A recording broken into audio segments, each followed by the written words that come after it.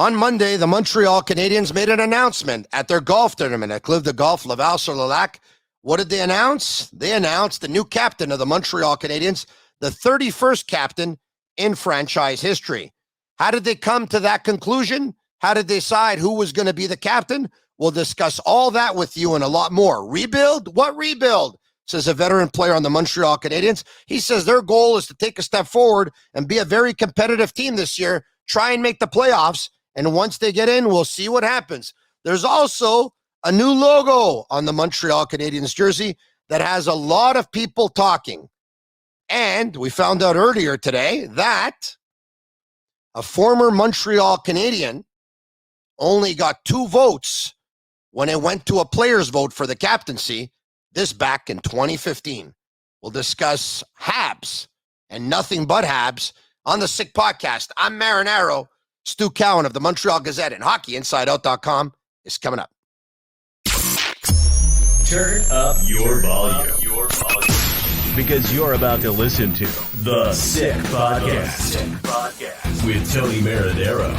The sickest Montreal Canadiens podcast. And now a 24th Stanley Cup banner will hang from the rafters of the famous Forum in Montreal. The Canadiens win the Stanley Cup. Sports entertainment like no other. Brought to you by 8.6 Beer, intense by nature. And La Cage. If the last time you went to La Cage was when the Habs won the Cup, it's time you went back to La Cage. The menu will surprise you. Marinaro, the Sick Podcast, brought to you by 8.6 Beer, intense by nature, the beer for those who follow their instinct and live their passion in order to make their mark. And La Cage, if the last time you went to La Cage was when the Habs won the Cup, it's time you go back to La Cage. The menu will surprise you. Speaking of which, La Cage, de Carry on Rue des Jockeys on Saturday, October 1st. We're going to make an announcement where you're going to find out that the Sick Podcast is going to get a whole lot sicker. To RSVP, call 514-731-2020. And I believe Stu Cowan will actually join me that night. He joins me today. How you doing, Stu? I'm doing well, Tony. How are you? Very good. You're going to be there on Saturday, October 1st? Yeah, I should be. I believe the Canadiens are playing in Ottawa that night, and Pat Hickey is going to be covering that game, so I'll be off. So I'll be able to, should be able to make it there. All right. Okay. So I'll see you there, and we'll have a beverage. All right. Okay. So at the golf tournament, we were thinking it was going to happen. And by the way, I apologize if the internet is not very solid here. I'm actually on my personal hotspot out of a hotel in Spain. But if all goes well, I should be back to Montreal on Saturday night. And, the next podcast you're going to see are going to be with a much better internet signal. So we thought it would happen that the Canadiens would name a captain at the golf tournament. Stu, I know that you thought it was going to be Nick Suzuki. We had a conversation. Nick Suzuki hung around Montreal all summer. It all makes sense now because Nick Suzuki was named the captain, the 31st captain in the history of the Montreal Canadiens. And Marty St. Louis said that he spoke to Nick around the draft, told him that it's something that he had in mind, and told him to take some time to think about it. Nick thought about it all summer and actually got back to Marty just recently and said, I'm up for the challenge. So before we get your thoughts, let's hear from Marty St. Louis about Nick Suzuki. C'est comment il se comporte jour à jour. Je pense que c'est un gars qui est très compose. Je ne sais pas comment c'est en français. Ouais, calme, tu sais, mais c'est pas comme il est calme puis il est mou. Ça, c'est juste comme il est capable de gérer ses émotions. Puis c'est un gars qui a une bonne tête sur ses épaules. Puis non, je suis très confiant de notre choix. All right, Marty St. Louis says Nick Suzuki is very composed. He's not calm to the point where he's actually silent. He's calm to the point where he's just composed. He handles his emotions very, very well. He never gets too high. He never gets too low. And he says, he's very happy with this selection and believes in Nick Suzuki. Obviously, will go on to be a very good captain. So I guess you're not surprised, huh? I'm not. I thought this would happen. I wrote a column about it. I think I talked with you about it also, as you mentioned. Compose is a very good word to describe Nick Suzuki. Good game, bad game. dealing with the media and that. He's the same. He doesn't get too high. He never gets too low. Cole Caulfield spoke at the golf tournament how that's a key to be a captain in this market, is to not get too high, not get too low. And there's going to be a lot of lows this coming season for the Canadians, I think, as they go through a rebuilding phase. But there'll be some highs also. There's a lot of young talent on this team. And I think Suzuki is the perfect guy to be the captain. And I think, I've written columns before that Brendan Gallagher, I thought, should be captain or could be captain of the Canadians. He would deserve to wear the C. And as a column I wrote in Tuesday's Gazette, I understand why they didn't give it to him, because Brendan Gallagher's got 5 more years on his contract. His best years are probably behind him. Kent Hughes is going to try and trade him. I'm sure he's already trying to trade him if he can move him. And you don't want to name a guy captain and then move him 6 months later or a year later. And Joel Edmondson falls into that same category. He's got 2 years left in his contract. But Suzuki, it's easy to forget he's 23 years old. And Jeff Gorton spoke about that at the golf tournament, saying when you talk to him, you think he's 30. And it's true. And I remember the first time I interviewed Nick Suzuki at the rookie camp after he'd been acquired from Vegas. And he was almost a little bit like a deer in the headlights, sort of nervous and really wondering what he should say or shouldn't say. And it's been sort of cool to watch him mature on and off the ice since then, to where he's so comfortable answering questions now. He's so comfortable dealing with the media. He's so comfortable dealing with crowds. I think last time I was on with you, Tony, we spoke about him being at that sports celebrity breakfast and signing autographs and posing for pictures for kids and acting the way the old time Canadians used to act when they were in public. Time for everybody, polite with everybody. Even though he's getting dragged in 10 different directions, he didn't complain. He didn't try and get out early. He stayed right till the end. And it's interesting too, you mentioned about him staying here. He didn't leave from a back door either, Stu. No, no. They spent the whole and Cole Caulfield was with him. And there was a few fans, different ages, some adults too, a little over exuberant maybe, and getting maybe too much in his personal space, but he never complained. He dealt with everybody. He was sitting at the table right beside us, and he dealt with everybody really nice. He's a gentleman. I can't imagine him doing anything to embarrass the Canadians logo. I can only imagine how proud his parents must be of him. I have a son who's 2 years younger than him. He's handles himself with class. And I think that's a big part about being captain of the Canadians. You mentioned about him spending the summer here. I asked him, did the Canadians tell you to stay here this summer? And he said, no, nobody told him that. He and his girlfriend decided that they were going to spend the summer in Montreal to get used to the city. I'm sure part of it had to do with the discussion with Marty St. Louis, asking him to be captain. Maybe he suggests to him, might be a good idea if you want to stick around Montreal in the summer. But he said nobody told him he had to. And everything Marty St. Louis said in that clip, I agree with. Stu, he's smart enough that when they asked him, would you consider it? He probably even told his girlfriend, you know what, I think it's probably a good idea for us to stick around this summer in Montreal and see, if, how it goes and stuff like that. And we'll go from there. And, one of the things when you wear the C, it obviously comes with additional pressure. And I'm happy that Gallagher didn't get it in the sense that he was putting a lot of pressure on himself last year to produce. In a way, I would have liked for it to be Edmondson in transition for a couple of years, so Suzuki doesn't have that pressure in a couple of years. But the one thing about Suzuki is his career has shown us that when there's more pressure, when the stakes are higher, he rises to the occasion. Brendan Gallagher spoke about that yesterday. You go back to the playoff runs, in the bubble and to the Stanley Cup final, he played really, really well. He's one of those guys who flourishes under the pressure, and there's so much pressure in this market, whether you're a captain or not. There'll be more pressure on him now as captain, but I can't think of two better veterans to help him out than Brendan Gallagher and Joel Edmondson. Brendan Gallagher is a fantastic teammate. I like Brendan Gallagher as a player, as a person. He was asked if he was disappointed in not getting the captaincy, and he said no, that wasn't one of his. I'm sure there's a little bit of disappointment. I'm sure he had spoken previously about he'd like to be captain. I'm sure there was a little bit of disappointment, but Suzuki and him are really close. They're good friends, and I'm sure he's gonna do everything he can. And the other thing with Kent Hughes and Gorton and Marty St. Louis is they're honest with people. And they spoke with Gallagher before, and I'm sure they explained to him that, we're going to make, if Suzuki had come back this summer and said, I don't want to be captain, or I don't think I'm ready, I think Gallagher would have been the captain. But these guys deal with people straightforwardly and honestly, and I'm sure they spoke with Gallagher, explained to him. And, Gallagher has spoken before, too, and asked about if he wanted to be part of this rebuild. And he said, I only know I play to win. That's the only reason why I play.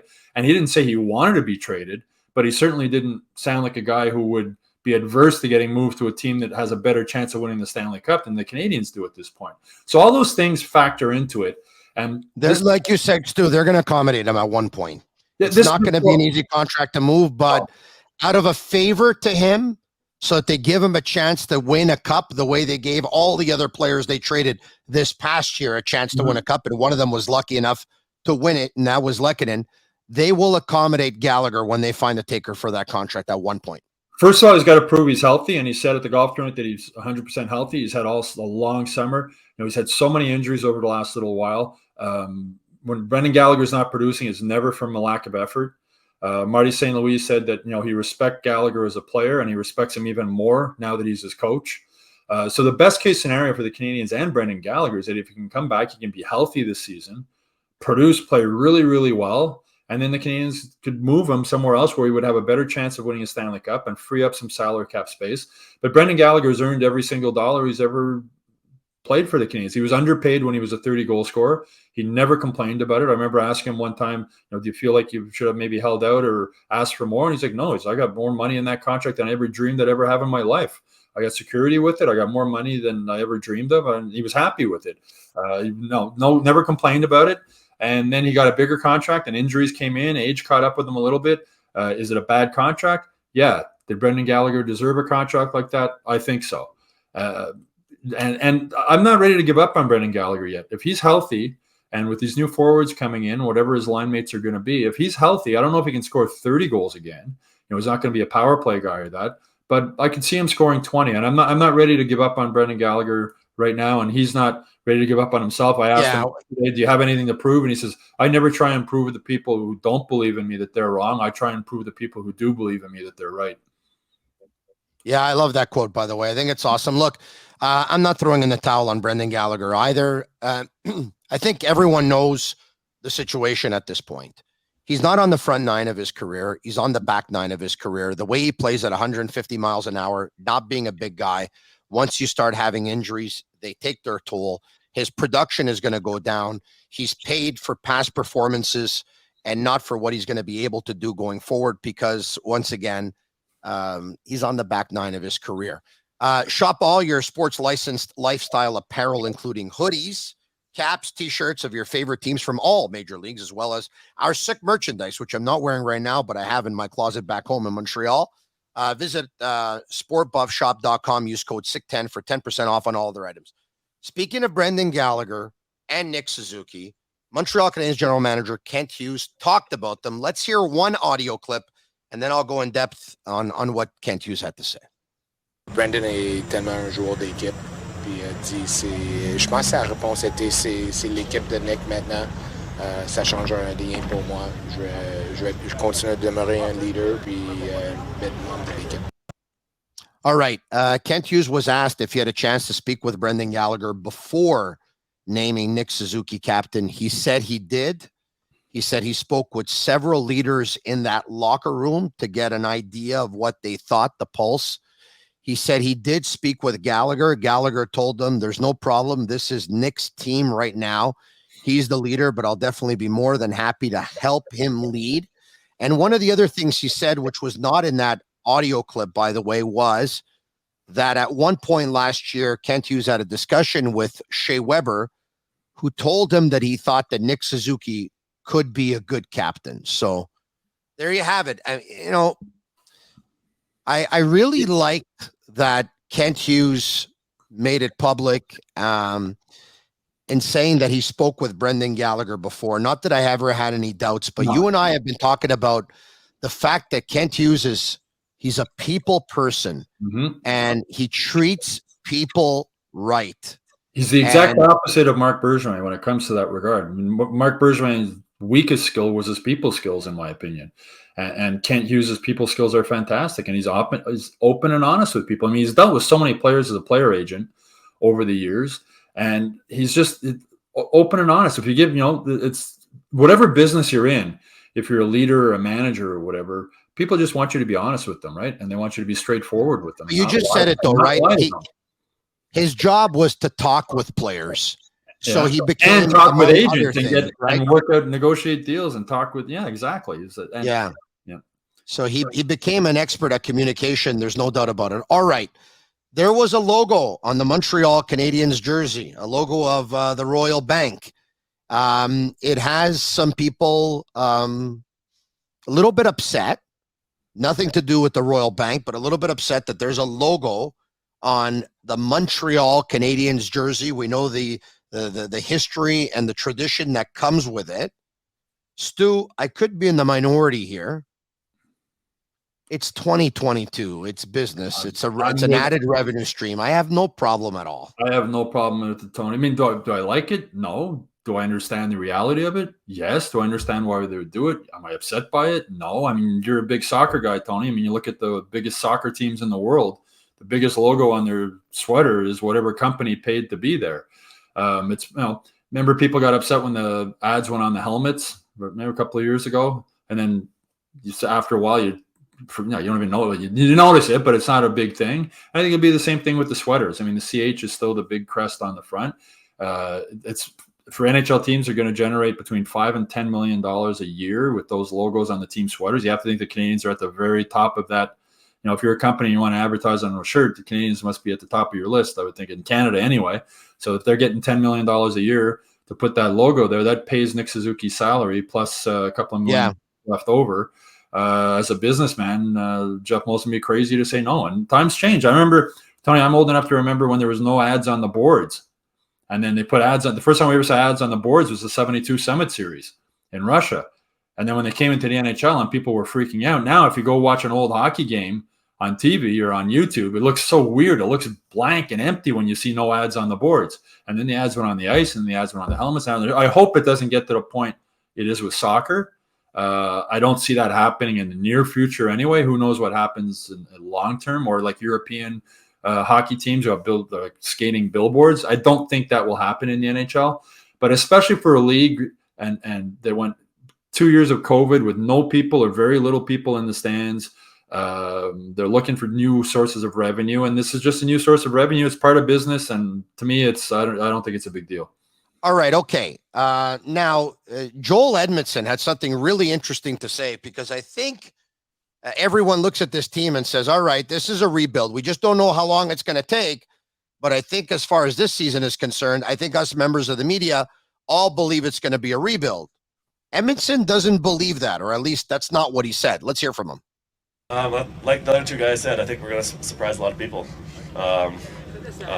We had a lot of guys here right now, a couple weeks early before camp, and we just got that excitement in our dressing room. So we're excited to kick things off. Obviously, we want to use last year as a stepping stone, use that with a little chip on our shoulder that, we want to make playoffs, and, once you make playoffs, you never know what's going to happen. So the rebuilding process will not be something that you... Rebuilding that was last year. I think we're ready to take the next step. All right, Stu, I don't expect Joel Edmondson to say anything differently. I mean, he's not going to say, we expect to be one of the 5 worst teams in the National Hockey League this year. But he said the rebuild was last year, not this year. Can it be? Well, the rebuild is not this year? Can it be? Jake Allen was a little bit more realistic, I guess, when he was saying there's going to be growing pains this year. I mean, they got a young defense and goaltending. Jake Allen and Montembeault, I mean, they were shaky. They had injury issues. They were shaky last year. Jake Allen said it's going to be growing step by step by step, year by year by year, and they'll take another step this year. And I believe they will take another step. This isn't a fresh start of a rebuild. This rebuild started last year when they hired Marty St. Louis and they started trading guys away and they started working towards the season. So it's not a rebuild from scratch. They're at a second level, like the 1B level maybe or whatever of this rebuild. It started last season with Marty. Now he's going to have a full season, full training camp, to put in his, I'm not going to say systems because he doesn't like systems, say concepts, and get this team going. Could they surprise people? What's your definition of surprise? Playoffs would be a huge surprise to me. I don't see this as a playoff team. But could they surprise some people and finish 7th overall, 8th overall instead of last overall, which won't help them in the Connor Bedard sweepstakes. But you also don't want to have a losing atmosphere, a losing thing get in the locker room like we've seen with Buffalo and we've seen with Edmonton and we've seen with other teams that have tried to go through a rebuild and maybe sort of tanking for that number 1 pick. And guys get used to losing and they start accepting losing.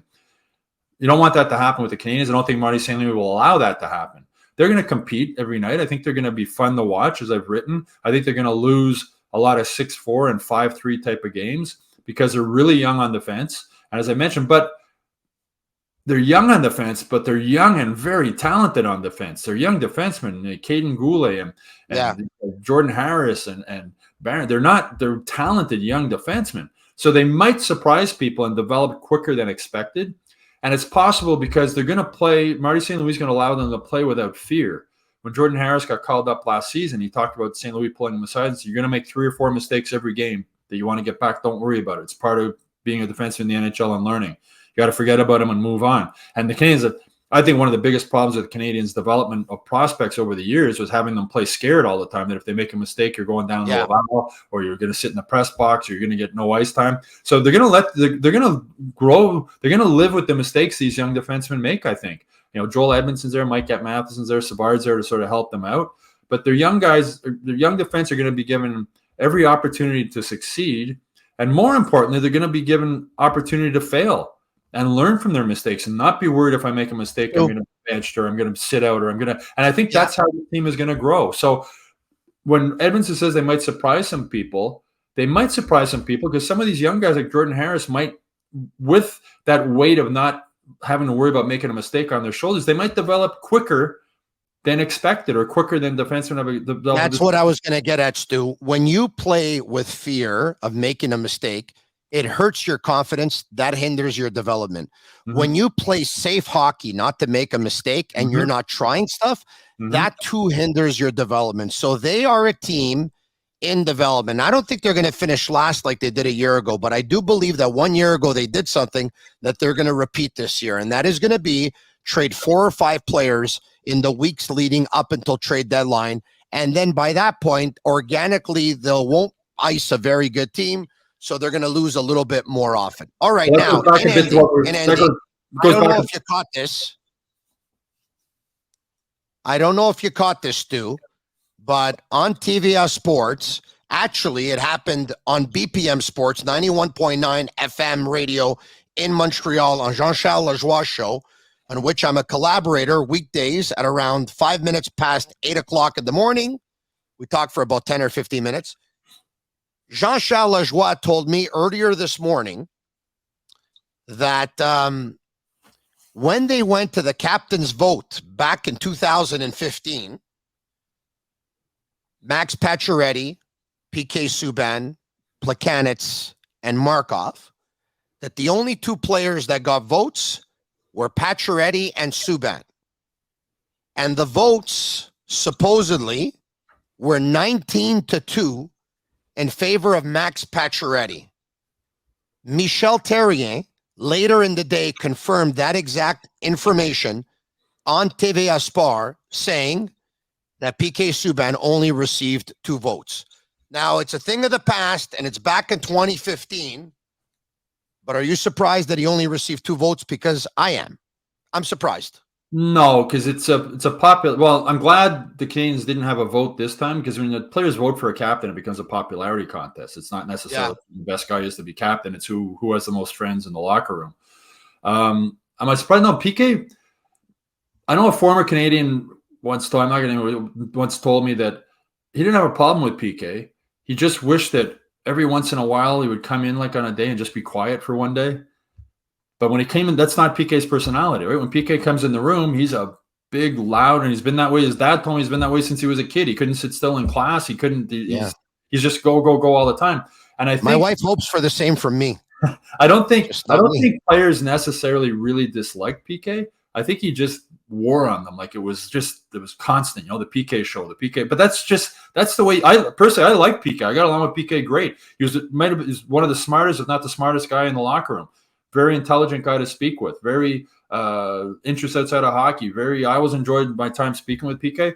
Look at the brand he built for himself and the money he made outside of hockey. No dummy. We talked about Nick Suzuki earlier, playing better when the pressure's on. PK Subban played his best game when the biggest pressure was on during his time in Montreal. He elevated for sure. That year they beat the Bruins. I can't remember what year it was. He was the biggest reason. Remember, he was getting racist comments at him, thrown at him, and he played fantastic. So I like PK, but I can understand if I was around him 24 hours a day, or these guys are together a lot when they're on the same team, on planes, on buses, on this. I can understand how his personality, his big personality, would wear on you a bit. I mean, I think we all have friends who have big personalities and we're good friends with them and we like them, but you wouldn't want to be around them all the time, right? It's like, so I think it was just a case where a lot of the team was like, every once in a while, it's like, PK, just shut up today, just come in, be quiet, do your thing and leave. But that's not in PK's character. And that's just the way he is. And different people act different ways. And as I said, I like PK, but I'm not surprised he only got 2 votes, because I just think that's the PK show for some of his teammates. I shouldn't even use PK show, because it's not a show. It's just PK being PK. It's just the way he acts. I think it just rubs some guys the wrong way. All right, Stu, look, for the reasons that you said, I can understand if PK irks some of his teammates the wrong way. I heard a lot of the things that you heard back in the day when he was here as well. But you know what? I look back now, and I do think, and some guys, guys won't admit it, but I think some people were a little bit envious of the brand that he was able to create and the money that he was able to make because of his brand. Because when how loved he was. Athletes, he was adored in this city. I mean, even today, you go to a game at the Bell Center, there's still a lot of PK Subban jerseys in the seats. 100% there are, yes.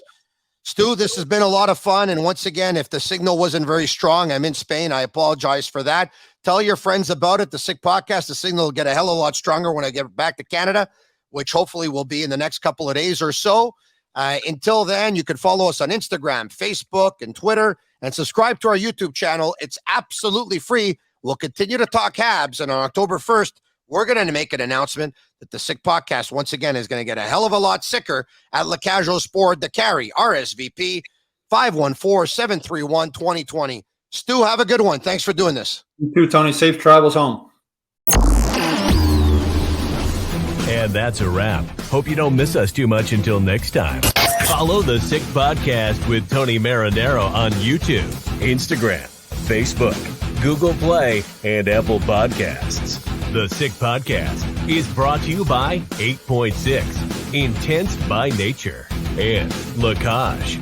If the last time you went to La Cage was when the Habs won the cup, it's time you went back to La Cage. The menu will surprise you.